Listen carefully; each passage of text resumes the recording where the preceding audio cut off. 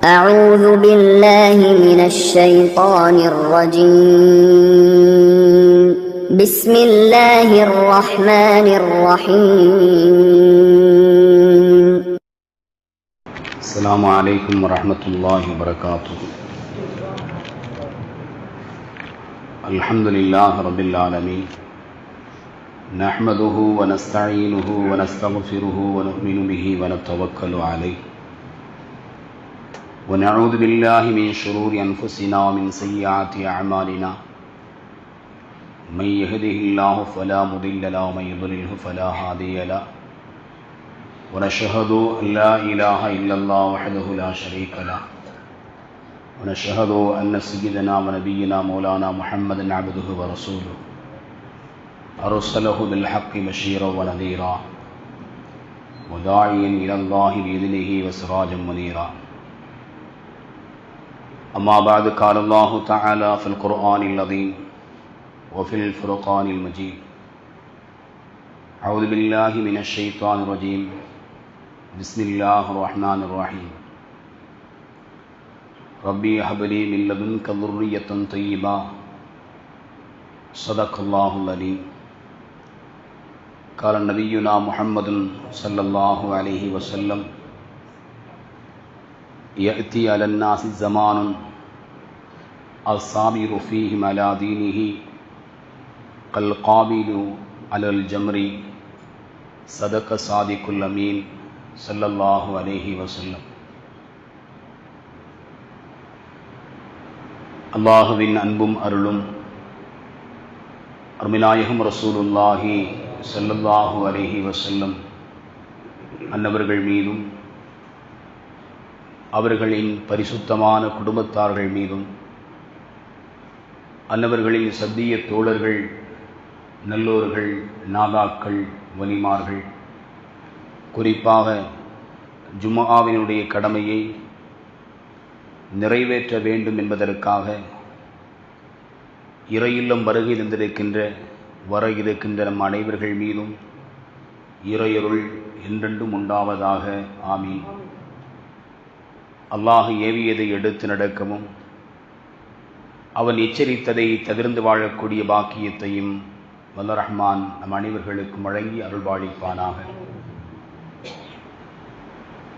நாம் வாழ்கின்ற இந்த இந்திய மண்ணிலும் உலகளாவிய அளவிலும் இஸ்லாமியர்கள் கண்ணியத்தோடு சகோதரத்துவத்தோடு வாழ்வதற்குரிய வழியை, நிலையை அல்லாஹ் விசாலமாக்கி தருவானாக.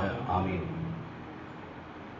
நாம் குழுமியிருக்கக்கூடிய இந்த இறை இல்லத்தின் வளர்ச்சிக்காக உடலாலும் பொருளாலும் ஆலோசனைகளாலும் உதவக்கூடிய அத்துணை நபர்களையும் அல்லாஹ் அவனது நிகரில்லாத பேர் அருளால் அங்கீகரித்து கொள்வானாக.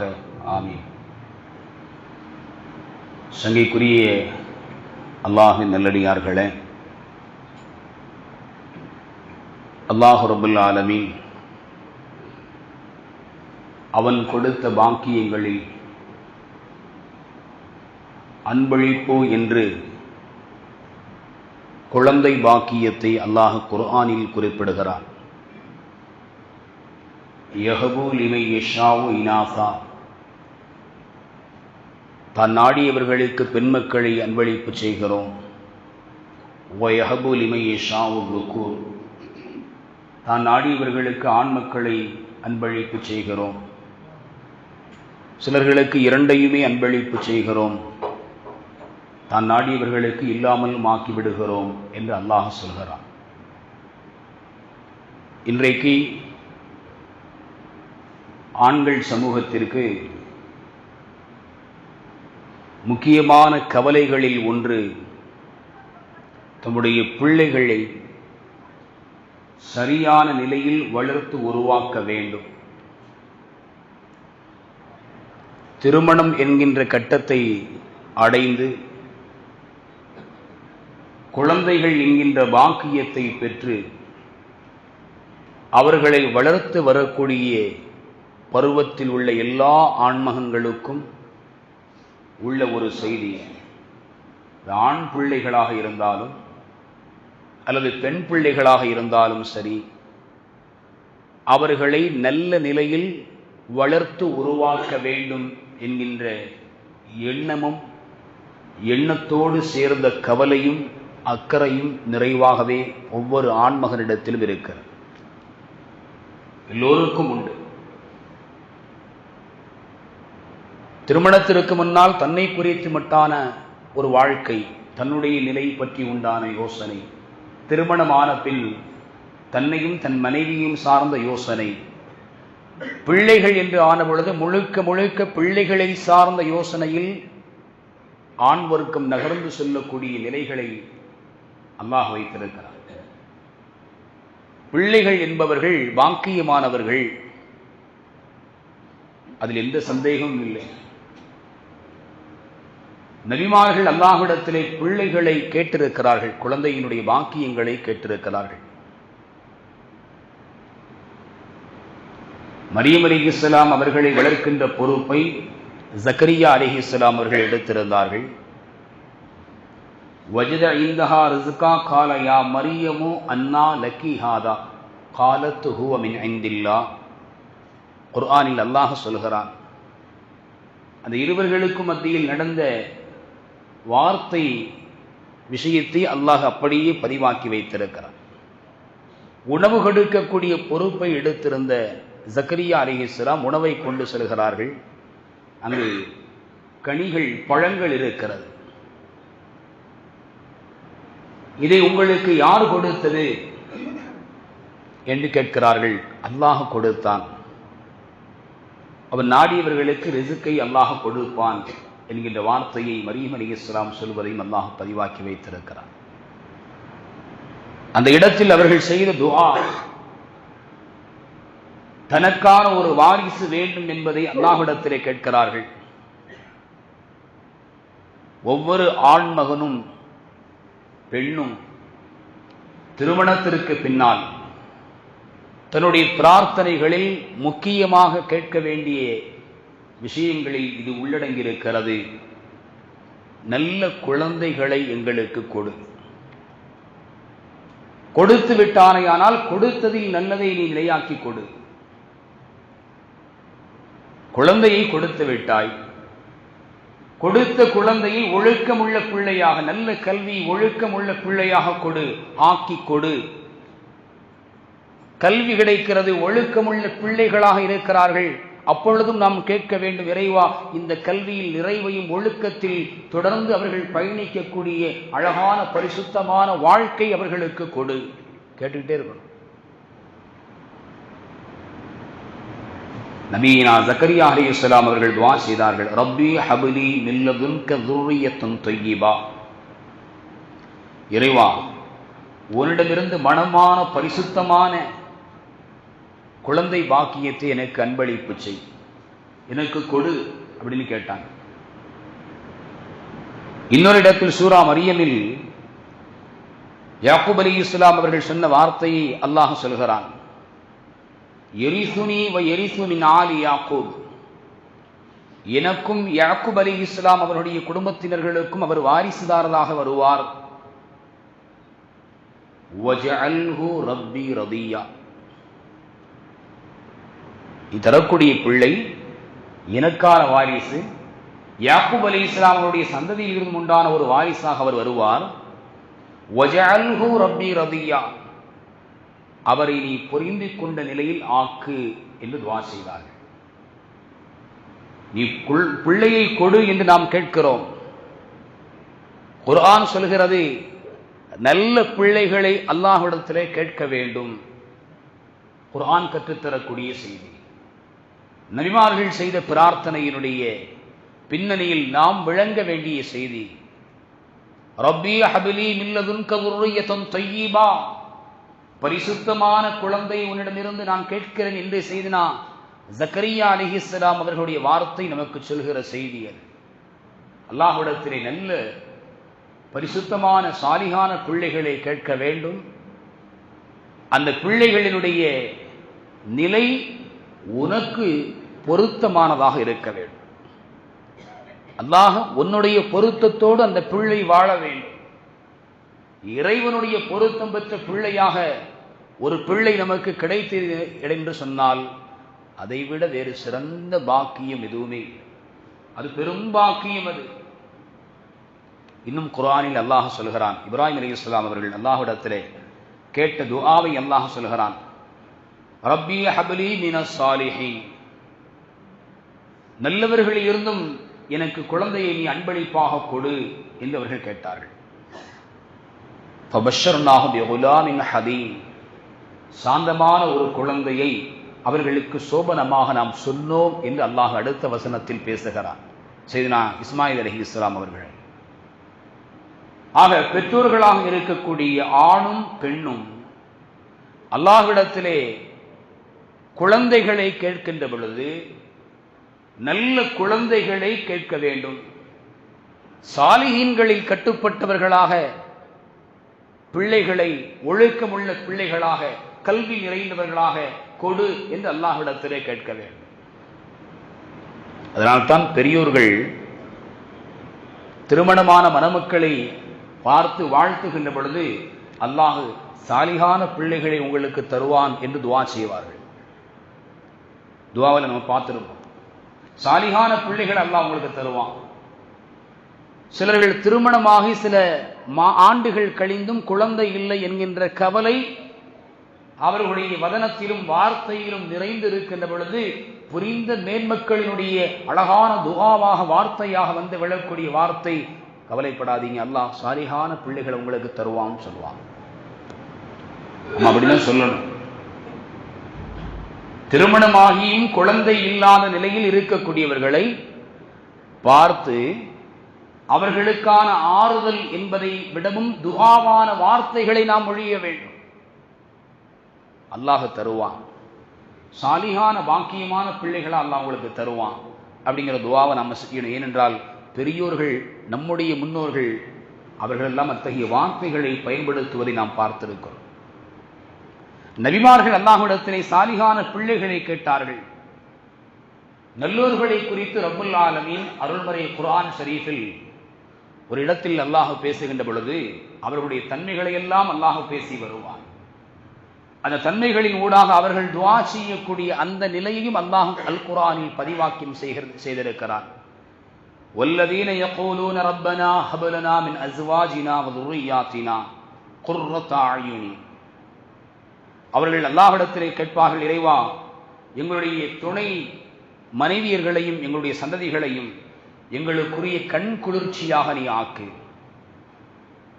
கண் குளிர்ச்சி என்று சொன்னால் அதற்கு மேன்மக்கள் விளக்கும் அறிஞர் பெருமக்கள் சொல்வார்கள், சாலிஹீன்களாக நல்லோர்களாக நீ அவர்களை ஆக்கு.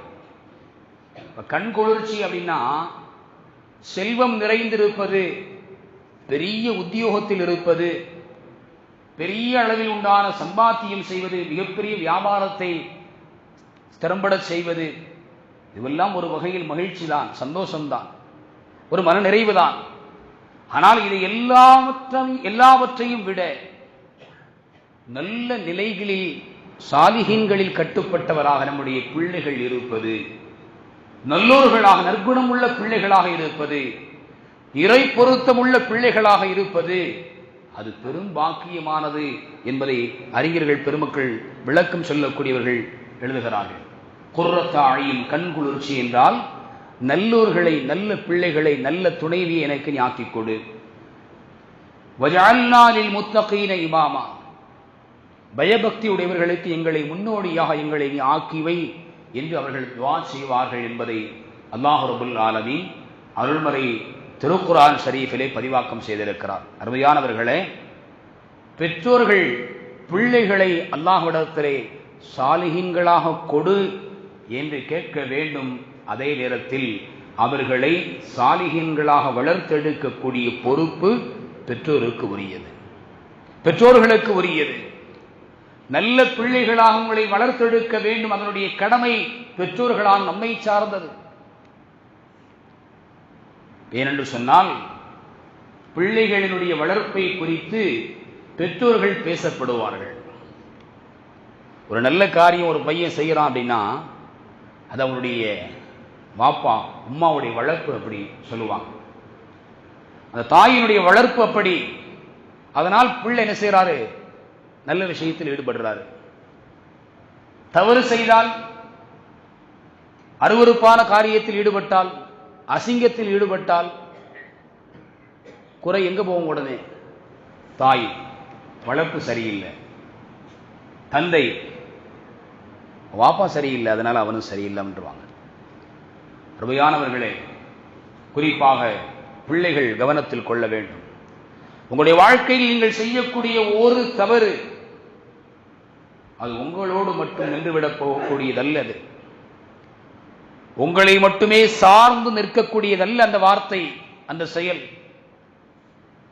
வாழ்நாளெல்லாம் கனவு கண்டு கடும் சுமைகளை தாங்கி பிரசவத்தில் உயிர் போகுமோ அல்லது திரும்ப மீண்டும் வருவோமோ என்கின்ற நிலையெல்லாம் அனுபவித்து வலிகளுக்கு மேலால் வலிகளை சுமந்து பெற்றெடுத்து கண்ணும் கருத்துமாக உங்களை பாதுகாத்து பாலூட்டி வளர்த்தெடுத்த இந்நாள் வரையிலும், இந்நாள் அல்ல இனி வரக்கூடிய நாளெல்லாம் வயதினுடைய முதிர்ச்சியை நீங்கள் தொட்டாலும் கூட என் பிள்ளை, என் மகன், என் மகள் என்று அரவணைக்கக்கூடிய ஒரே தகுதியுடைய தாயும், உங்களுடைய வளர்ப்பிற்காக வேண்டிய எல்லா கட்டங்களில் வாழ்க்கையினுடைய ஒட்டு மொத்தத்தையும் உழைப்பிற்காக வேண்டியே அர்ப்பணித்த தந்தையும் தலை குனிய வேண்டிய நிலைக்கு அந்த காரியம் கொண்டு வந்துவிடும் என்பதை உள்ளத்தில் ஆழமாக பதிய வைக்கணும்.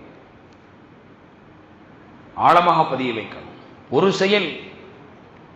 ஏனென்றால் இன்றைய காலம் என்பது வேகமான காலங்கள், சுழற்சி என்பது வேகமான சுழற்சி. நாட்கள் வேகமாக நகர்வது போல செய்திகள் வேகமாக பரவக்கூடிய சூழல். எது ஒரு தவறு நிகழ்ந்தாலும் உடனே அதை தவறு என்று சொன்னால் நன்மைகளை விடவும் நல்லதை விடவும் தவறான காரியத்தை அதை மற்றவர்களுக்கெல்லாம் கொண்டு சேர்க்கக்கூடிய நிலையில் ஷைத்தான் வேகமாக நம்மளை செயல்பட வைக்கிறான். நாம் உடனே பகிர்ந்து விடுகிறோம், மற்றவர்களுக்கு பகிர்கிறோம், அனுப்பி வைக்கிறோம், செய்திகள் அனுப்புகிறோம். இந்த காலகட்டத்தில் நாம் செய்யக்கூடிய ஒரு தவறு, ஒரு குற்றம், அது நம்மோடு மட்டும் நிற்கப் போவதல்ல.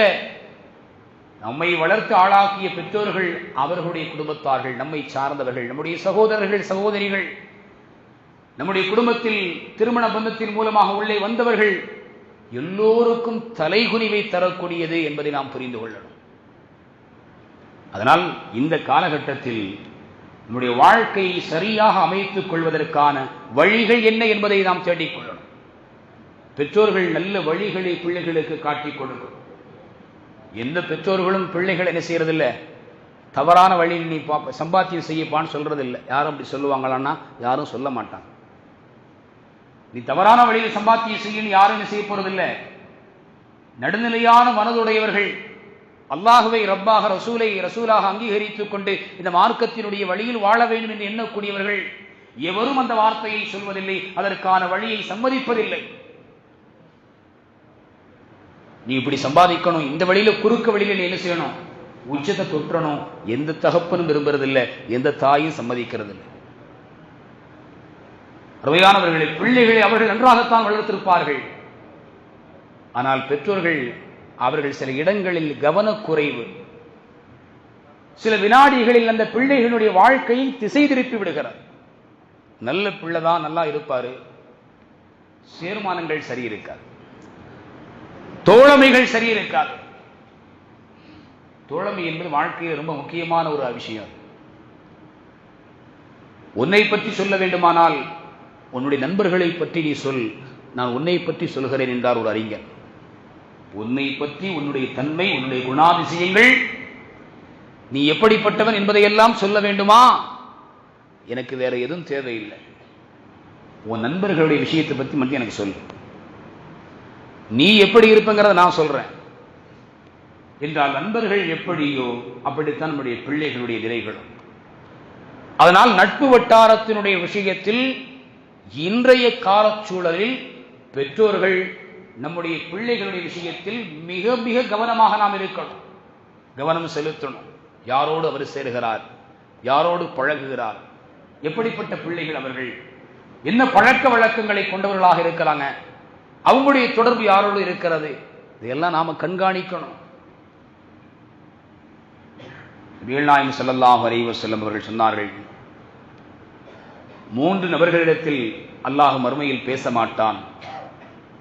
அதில் ஒரு சாரார் தண்டிப்பதற்கான தகுதி இருந்தும் கண்டிப்பதற்குரிய பொறுப்பு இருந்தும் கூட கண்டுகொள்ளாமல் விட்டவர்கள். தவறு நடக்குது, அதை சுட்டி காட்டணும், செய்யக்கூடாதுன்னு தடுக்கணும், அதற்கான முழு தகுதியும் இருக்குது, அதிகாரம் இருக்குது, உரிமை இருக்குது. ஆனால் அதை கண்டுகொள்ளாமல் விட்டுவிட்டார். இவரை நாளை மறுமையில் அல்லாஹ் அவரோடு பேச மாட்டான் என்றார்கள் முஹம்மது ஸல்லல்லாஹு அலைஹி வஸல்லம். பெற்றோர்கள் அல்லாஹ்விடத்தில் நல்ல பிள்ளைகளை கேட்க வேண்டும்.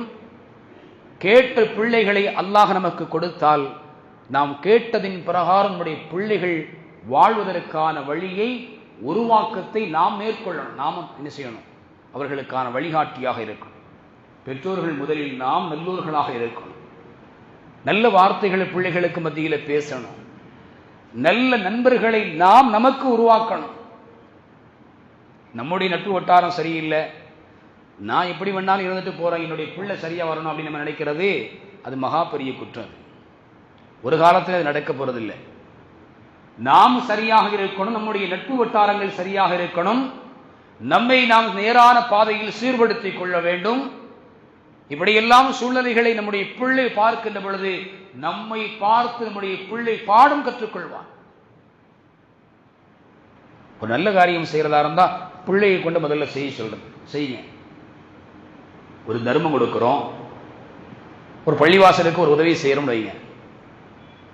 தானாக கொடுப்பது என்பதை விடவும் அடுத்தடுத்து நம்முடைய தலைமுறைகள் இது மாதிரியான இறை இல்லத்திற்கு, ஏழைகளுக்கு, மதரசாக்களுக்கு, ஏழை குமர்கள் கரை சேர்வதற்கு, அடுத்தவருடைய வறுமை போக்குவதற்கு, சிரமத்தில் மருத்துவமனையினுடைய உதவிக்காக நிற்கக்கூடியவர்களுக்கு எல்லாம் நம்முடைய பிள்ளைகளும் கொடுக்கணும் என்கின்ற எண்ணம் உடையவர்கள் என்ன செய்வார்கள் என்று சொன்னால், பிள்ளையும் கூட்டிட்டு போவாங்க, பிள்ளைகிட்ட கொடுக்க சொல்லுவாங்க, கொடுங்க.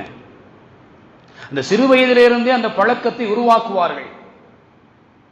காரணம், தன்னை பார்த்து தன்னுடைய பிள்ளை பாடத்தை கற்றுக்கொண்டிருக்கிறான். அப்ப அல்லாஹ்வுடைய பாதையில் உதவி செய்ய வேண்டும், வறியவர்களுடைய வறுமையை போக்க வேண்டும், மிகப்பெரிய ஆபத்தில் பொருளாதாரத்தினுடைய நெருக்கடியில் இருக்கக்கூடியவர்களுடைய அந்த நெருக்கடியான சுமைகளை அகற்றி வைக்க வேண்டும் என்கின்ற எண்ணம் என் மகனுக்கு வர வேண்டுமையானால், என் மகளுக்கு வர வேண்டுமையானால் அதை சிறு வயதிலிருந்து அந்த பழக்கத்தை ஏற்படுத்துவது, அதை அவருடைய கையில் கொடுத்து நீங்க கொடுங்கம்பாங்க. அருமையானவர்களே, பெற்றோர்களாக இருக்கக்கூடிய நம்மை நாம் சீர்படுத்திக் கொள்ள வேண்டும். ஏனென்றால் இந்த காலம் என்பது மனிதன் கெட்டுப் போவதற்கான வழிகளை மிகவும் விசாலமாக திறந்து வைத்திருக்கக்கூடிய காலம். சுருங்க சொல்வதானால் இணையத்தில் அடிமைகளாக இருக்கக்கூடிய ஒரு காலம் இது. இணையத்தில் அடிமைகளாக இருக்கக்கூடிய ஒரு காலம் அது. எந்த நேரம் எடுத்தாலும் மொபைலில், கைபேசியில், இணையதளத்தில் செய்திகளை பார்ப்பது, காட்சிகளை பார்ப்பது, நேரங்களை போக்குவது, தொழுகைக்காக எழுந்து வருவதற்கான மனமில்லை, தூக்கத்தை தொலைத்து கண் விழித்து பல மணி நேரங்கள் பார்ப்பதற்கு மனம் ஆசைப்படுகிறது. காலையில் எழுந்தவுடன் நம்மை நாம் சுத்தப்படுத்திக் கொள்வதற்கு முன்னதாகவே நம்முடைய கைபேசிகளை தடவி தேடி பிடித்து எடுத்து பார்க்கும். கண் முழிக்கும் போதே அதில் முழிக்கும். அருமையானவர்கள், இன்றைக்கு இப்படி நம்முடைய நிலைகள் மாறி போறது. அதிலும் குறிப்பாக நம்முடைய பிள்ளைகளுடைய நிலைகள் மிக மோசமாகி போனது. இணையத்தின் வழியே அமர்ந்து கொண்டு அவர்கள் நேரத்தை போக்குவதற்கு விளையாடி கொண்டிருக்கிறார்கள். இவர் இங்கு இருக்கிறார், இவர் யாரோடு விளையாடுகிறாரோ அவர் எங்கோ ஒரு மூலையில் இருக்கிறார், அவரோடு இணையத்தில் விளையாடி கொண்டிருக்கிறார். காலை நேரம் ஒரு கூட்டமா உட்கார்ந்து இருக்கிறாங்க. பள்ளிக்கு வரலாமே, சுபுகனுடைய தொழுகையில பங்கெடுக்கலாம், ஒரு நல்ல செய்திகளை கேட்கலாம், குர்ஆன் எடுத்து ஓதலாம், எவ்வளவோ கற்றுக்கொள்ள வேண்டிய விஷயங்கள் நிறைவாக இருக்குது. ஆனால் அதுவெல்லாம் அதற்கெல்லாம் முக்கியத்துவம் என்பது இவரிடத்தில் இல்லை. நம் பிள்ளையிடத்தில் அதற்கான முக்கியத்துவத்தை அவர்கள் புரியவில்லை. புரிவதற்கான வழியை நாம் காட்டல. ஒரு வயசு ஆகுது, முதல்ல அவன் சொல்லக்கூடிய விஷயம் என்னன்னா, எனக்கு நான் 9th படிக்கும் போது 10th முடிச்சிட்டோம்னு சொன்னா போன் என்ன செய்யணும், சொந்தமா வாங்கி தந்துடணும். +2 முடித்து விட்டேன் என்று சொன்னால் சொந்தமான பைக் என்ன செய்யணும், வாங்கி தரணும். இவைகளெல்லாம் இன்றைக்கு ஆண் பிள்ளைகள் போடக்கூடிய நிபந்தனைகளில் மிக முக்கியமானது.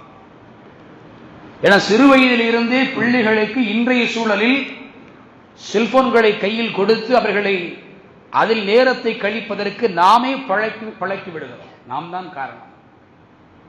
நாம பார்க்கிறோம் ஒண்ணு, இல்லை நான் கொடுக்கறதெல்லாம் இல்லை அப்படின்னு யாராவது சொன்னா, நாம கொடுக்காவிட்டாலும் அவர்கள் கண்ணில் படும்படியாக அமர்ந்து கொண்டு பல மணி நேரங்கள் அதை நாம் பார்த்து கொண்டிருக்கிறோம்.